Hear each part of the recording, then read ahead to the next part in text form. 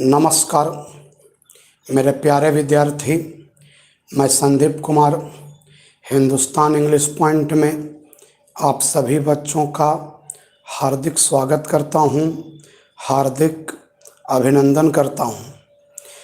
हम लोग बाबू हिंदी व्याकरण पढ़ रहे हैं।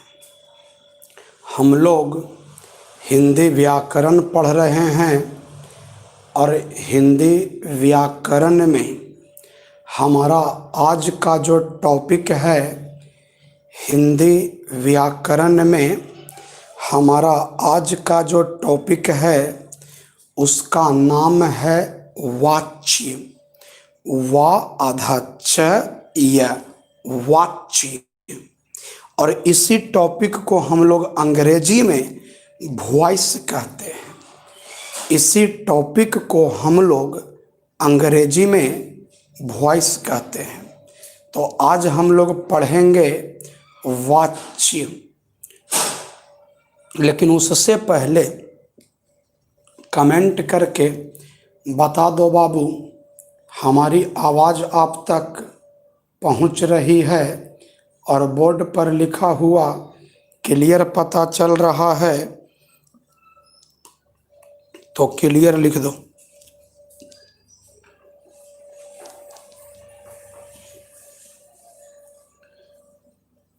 तो क्लियर लिख दो। चलो क्लियर है। तो सबसे पहले आप सभी बच्चों को वाच्य का परिभाषा याद करना है। सबसे पहले आप सभी बच्चों को वाच्य का परिभाषा याद करना है बाबू। तो देखिए, वाच्य का परिभाषा हम बोर्ड पर लिख दिए हैं। कर्ता, कर्म तथा भाव के अनुसार, कर्ता, कर्म तथा भाव के अनुसार आज याद करना है, हर हालत में याद करना है।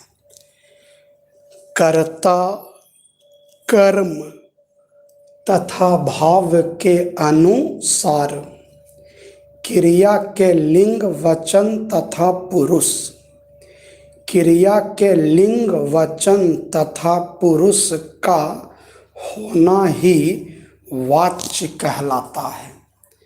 कर्ता, कर्म तथा भाव के अनुसार, कर्ता, कर्म तथा भाव के अनुसार क्रिया के लिंग, वचन तथा पुरुष का होना ही वाच्य कहलाता है। क्या बोले?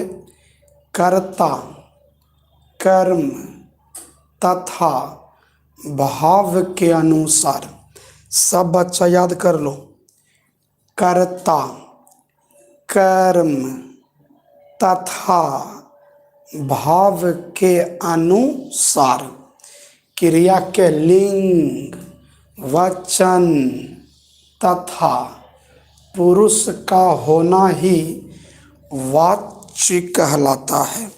ठीक है, पुरुष का होना ही वाच्य कहलाता है बाबू। वाच्य के 3 भेद होते हैं।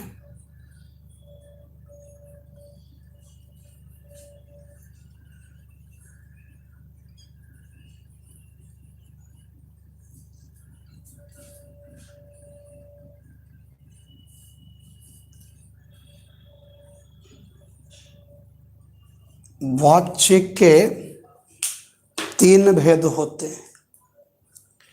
कौन कौन होते हैं? कर्तरीवाच्य, कर्मवाच्य, भाववाच्य। पहला,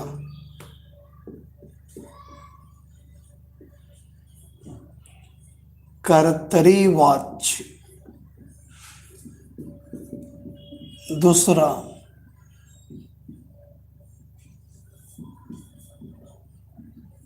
कर्मवाच्य।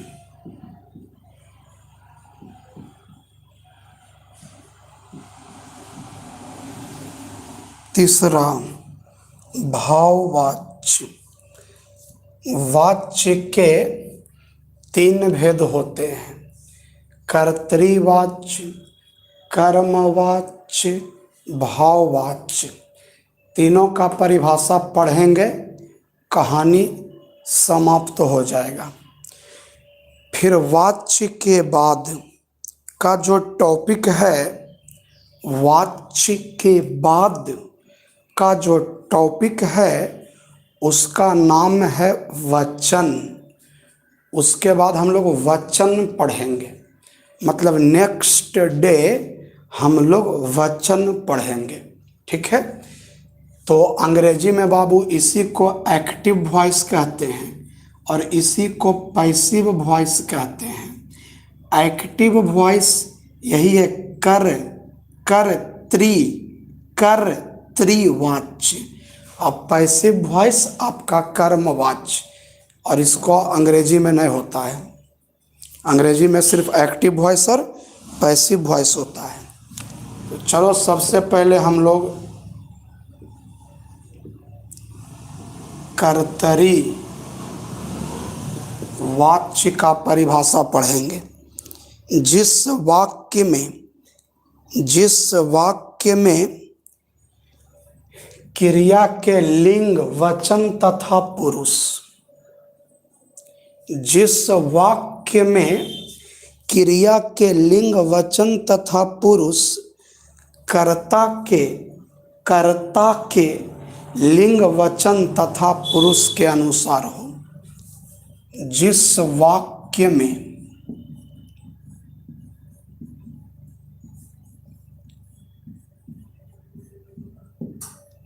क्रिया के लिंग, वचन तथा पुरुष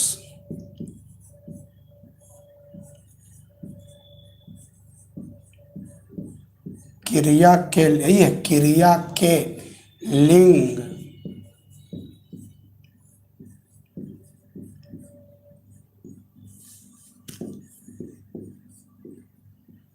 क्रिया के लिंग, वचन तथा पुरुष कर्ता के लिंग, वचन तथा पुरुष के अनुसार हो। कर्ता के लिंग, वचन तथा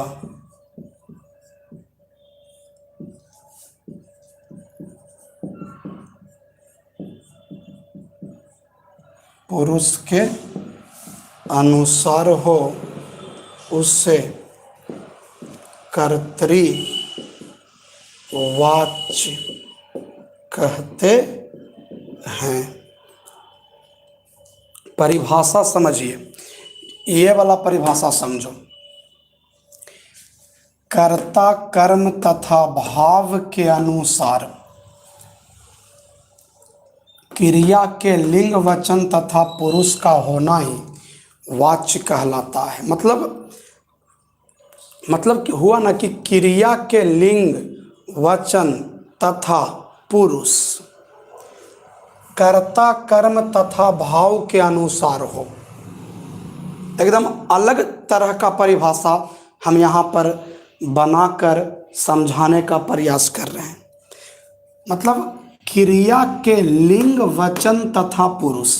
क्रिया तो आप समझते हैं, क्योंकि क्रिया आप पढ़े भी हो, तो क्रिया का लिंग भी समझते हैं। पढ़ता है तो पुल्लिंग हो गया, पढ़ती है तो स्त्रीलिंग हो गया। तो क्रिया के लिंग, वचन भी आप समझते हैं। वचन एक वचन, द्विवचन, बहुवचन, तो वो तो आपका डिपेंड करेगा उधर कर्ता के अनुसार।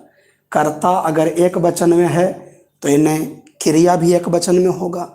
कर्ता अगर द्विवचन में है तो क्रिया भी द्विवचन में होगा। कर्ता अगर बहुवचन में है तो क्रिया भी बहुवचन में होगी। तो वचन भी आप समझते हैं और पुरुष भी समझते हैं। प्रथम पुरुष, मध्यम पुरुष, उत्तम पुरुष, आप तो ये भी समझते हैं, है ना। तो मतलब देखिए, इसी का परिभाषा है अलग तरह से। इसी परिभाषा को अलग तरह से बोलते हैं क्रिया के लिंग वचन तथा पुरुष कर्ता कर्म तथा भाव के अनुसार हो। क्रिया का लिंग वचन तथा पुरुष किसके अनुसार हो? कर्ता कर्म तथा भाव के अनुसार हो, तो उसी को हम लोग वाच्य कहते हैं, है ना। अगर कर्ता के अनुसार हो तो उसको कर्तृवाच्य कहते हैं, अगर कर्म के अनुसार हो तो उसको कर्मवाच्य कहते हैं, और भाव का कहानी अलग है। तो परिभाषा, पहली परिभाषा बोलो तो ये वाला परिभाषा पढ़ो तो पहले। कर्ता कर्म तथा भाव के अनुसार क्रिया के लिंग वचन तथा पुरुष का होना ही वाच्य कहलाता है। कर्ता कर्म तथा भाव के अनुसार क्रिया के लिंग वचन तथा पुरुष का होना ही वाच्य कहलाता है। और अभी जो हम परिभाषा बोले वो कैसे बोलिएगा? तो क्रिया के लिंग वचन तथा पुरुष कर्ता कर्म तथा भाव के अनुसार हो, उसे वाच्य कहते हैं। वाच्य के 3 भेद होते हैं, कर्तृवाच्य, कर्मवाच्य, भाववाच्य। जिस वाक्य में क्रिया के लिंग वचन तथा पुरुष कर्ता के लिंग वचन तथा पुरुष के अनुसार हो, उसे कर्तृवाच्य कहते हैं। जैसे में अगर लिखना चाहते हो तो भाई लिख दीजिए, राम आम खाता है।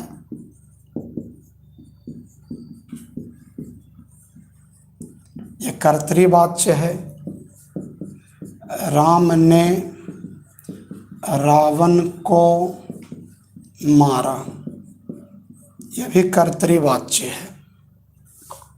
और नंबर 2 में कर्मवाच्य। तो कर्मवाच्य का परिभाषा क्या होगा भाई? तो देखिए, जिस वाक्य में क्रिया के लिंग वचन तथा पुरुष कर्म, जहाँ कर्ता लिखे हैं ना, खाली वहाँ पर कर्म कर देना है, कर्म, बाकी सब हो गया। कर्म के लिंग वचन तथा पुरुष के अनुसार हो, उसे कर्मवाच्य कहते हैं। मतलब देखिए, परिभाषा यही वाला है, आप नज़र देखते रहिएगा। जिस वाक्य में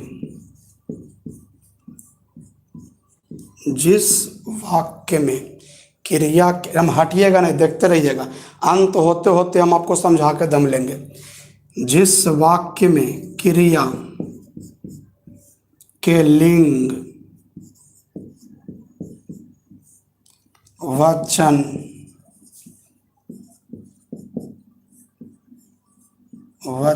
तथा पुरुष कर्म के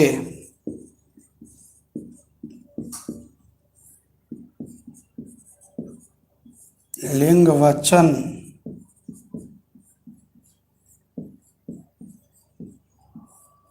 कर्म के लिंग वचन तथा पुरुष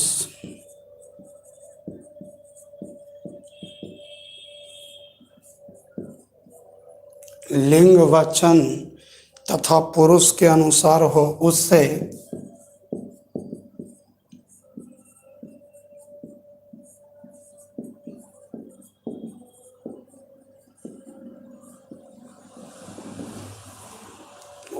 कर्मवाच्य कहते हैं।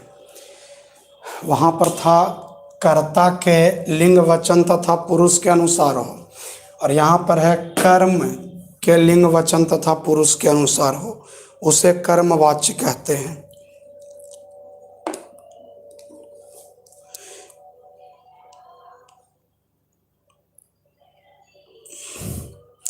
के है लिखल कर लक्की राज हेलो, तो हेलो के रखिल की भाई पढ़ा रही हमें, तो हेलो के रखिल के ये सब छोड़बन ना, एकदम ऑनलाइन गप करतू, ऑनलाइन गप करतू, क्लास में रहता है तभी जो गप करतू, मोबाइल पर पढ़ा रही हो तो जो गप करतू, कम में है ये सब।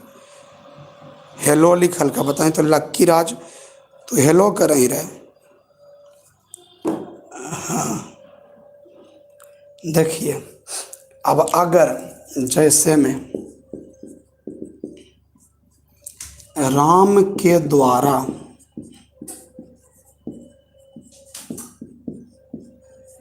आम खाया जाता है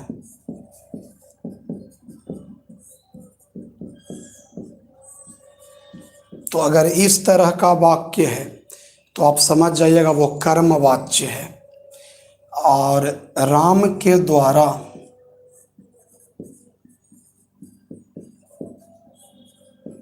रावण मारा गया है ना। तो हम उम्मीद करते हैं कि आप समझ गए होंगे।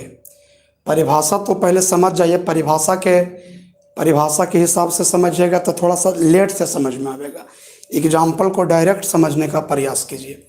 देखिए परिभाषा, कर्तृवाचक का परिभाषा क्या है? तो जिस वाक्य में क्रिया के लिंग वचन तथा पुरुष, पहले तो बोल देंगे जिस वाक्य में, फिर क्या बोलेंगे? क्रिया के लिंग वचन तथा पुरुष, तो किसके अनुसार हो? तो अगर कहते हो कि कर्ता के लिंग वचन तथा पुरुष के अनुसार हो तो कर्तृवाच्य हो गया।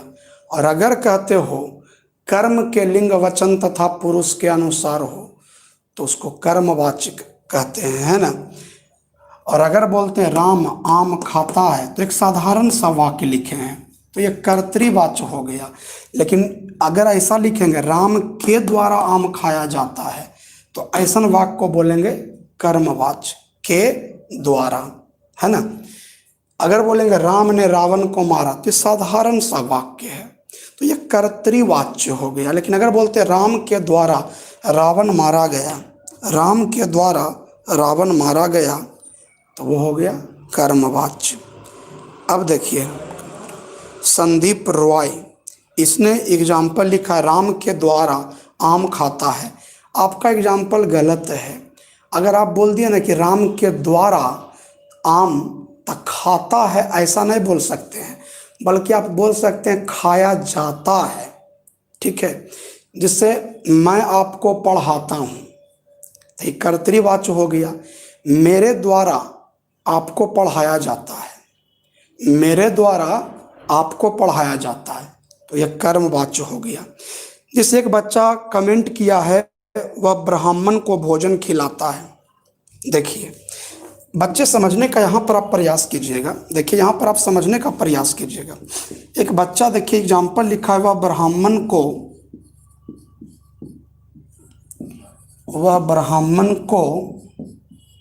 भोजन खिलाता है, ठीक है। आप मजाक मत समझिए, एग्जाम में क्वेश्चन आता है इस प्रकार से, वह ब्राह्मण को भोजन खिलाता है, ठीक। पूछ देगा यह कौन सा वाच्य है, तो एकदम आंख मूंद के बोलिएगा बाबू यह कर्तृवाच्य है, कर्तृवाच्य। लेकिन अगर वो देखिए वह ब्राह्मण को भोजन खिलाता है तो ये तो कर्तृवाच्य हो गया।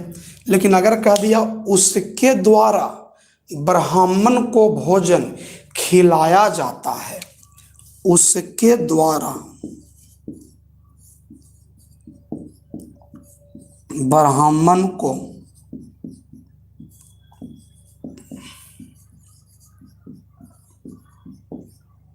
भोजन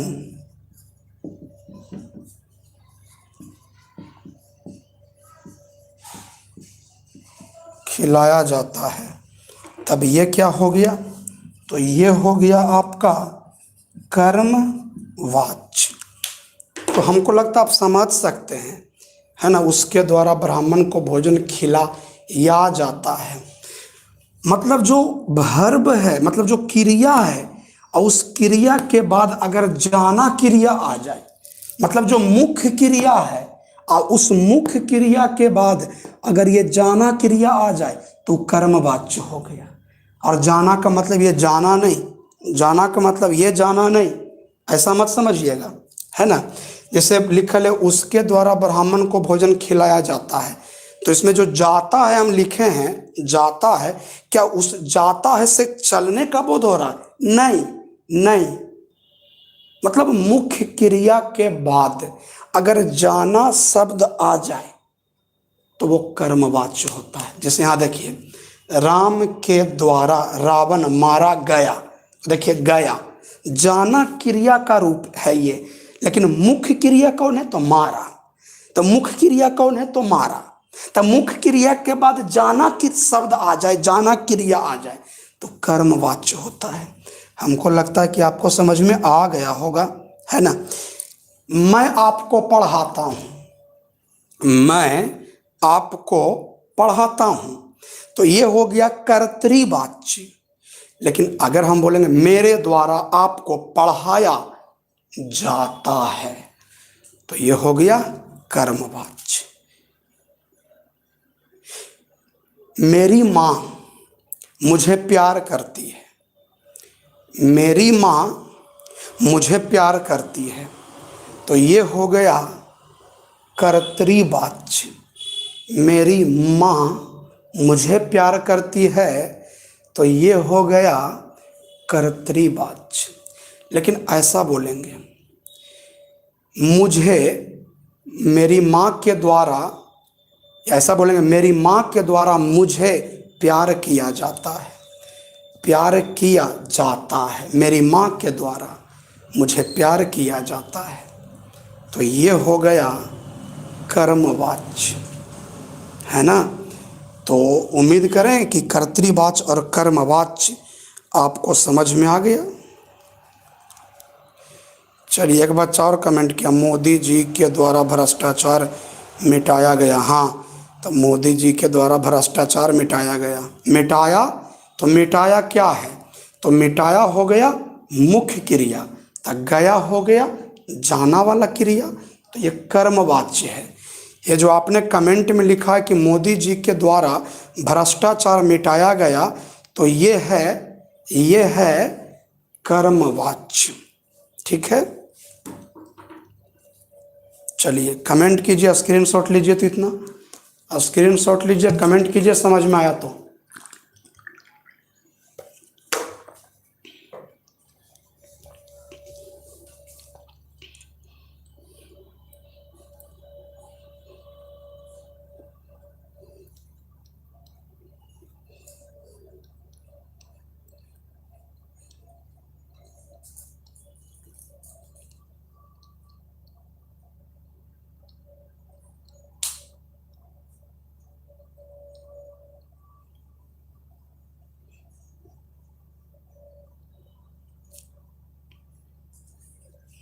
चलिए ठीक है, अब हम इसको जरा मिटाते हैं और भाववाच्य थोड़ा बताते हैं।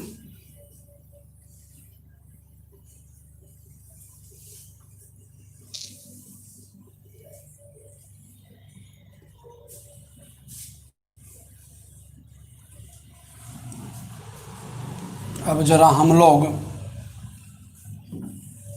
भाववाच्य पढ़ेंगे।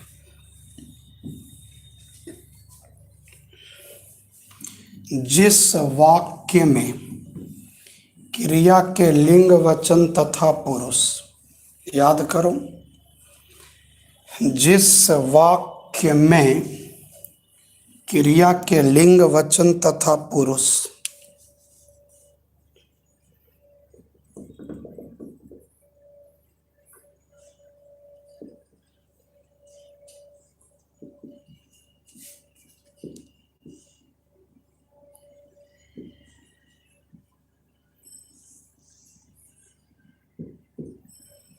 जिस वाक्य में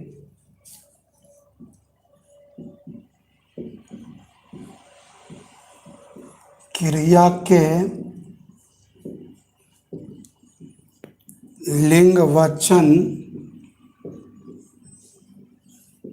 तथा पुरुष, कर्ता या कर्म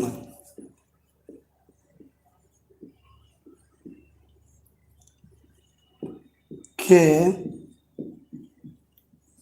लिंग वचन तथा पुरुष के अनुसार नहीं हो,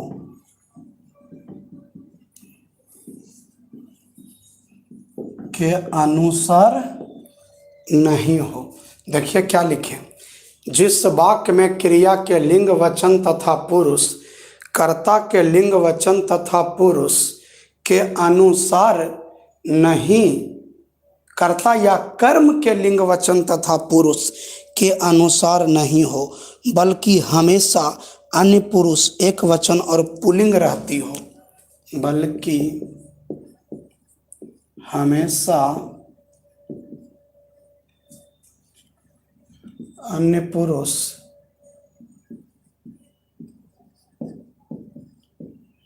एक वचन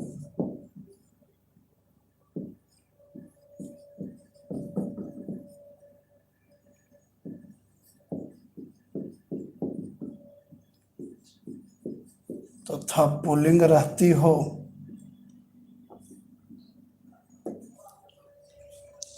उसे भाववाच्य कहते हैं। मतलब हमेशा एक वचन में रहेगा, हमेशा पुल्लिंग रहेगा, हमेशा अन्य पुरुष में रहेगा। अन्य पुरुष, जैसे मुझसे पढ़ाया नहीं जाता,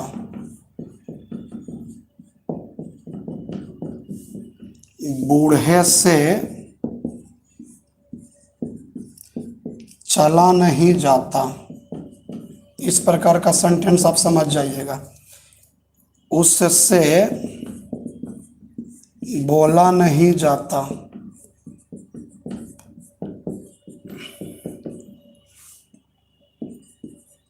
तुम मुझसे हंसा नहीं जाता।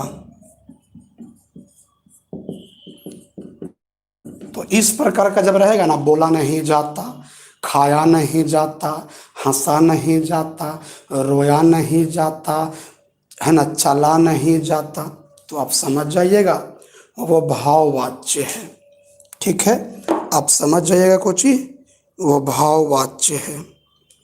मुझसे हंसा भी नहीं जाता, भी आप लिख सकते हैं यहाँ पर, मुझसे हंसा भी नहीं जाता। ठीक है, तो जिस वाक्य में क्रिया के लिंग वचन तथा पुरुष, कर्ता या कर्म के लिंग वचन तथा पुरुष के अनुसार नहीं हो, बल्कि हमेशा, है ना, पुल्लिंग हो, एक वचन हो, अन्य पुरुष हो, उसे भाववाच्य कहते हैं।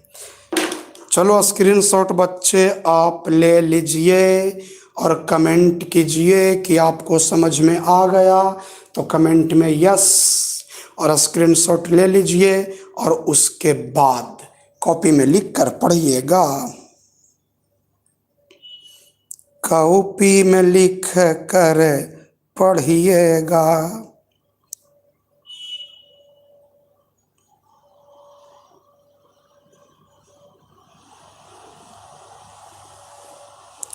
चलिए, तो बाकी विशेष बाबू नेक्स्ट डे होगा, है ना। वचन पढ़ेंगे, ज़्यादा कुछ फालतू टॉपिक अब नहीं पढ़ना है। वचन समास उपसर्ग प्रत्यय लिंग, वचन समास उपसर्ग प्रत्यय लिंग, 5 टॉपिक और पढ़ेंगे, हिंदी व्याकरण पार हो जाएगा। ठीक, बाय बाय बाय। बड़ी देरी से सब है बाय बाय के लिए। ठीक, बाय हम कर देते हैं। ठीक, जाते हैं जाते हैं। अरे जा रहे हैं जी, जा रहे हैं। अरे जा रहे हैं, तब घर पर रहें, सुरक्षित रहे। अरे जा तो रहे हैं, ज़बरदस्ती भेजा रहा है। ठीक है, अरे जा रहे हैं जी, बाय बाय के लिए है। अरे जा रहे हैं तब, ठीक।